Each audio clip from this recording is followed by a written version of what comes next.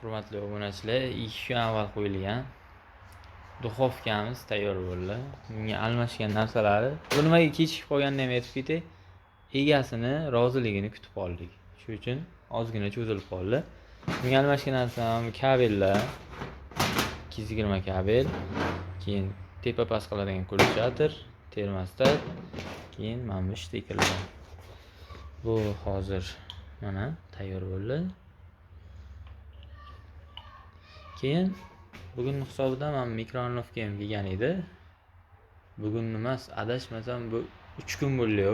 Klientimiz tashlab ketganlar. Buni o'zlari ochganlar. Xo'p, men bu yoqdagi motorni almashtirganlar. Bu yoqda motor almashtirgandan keyin ichkaridagi mana bu o'rtadagi motorchik aylanmay qolgan. Bu ishlarni ham tayyorlab qo'ydik. Mana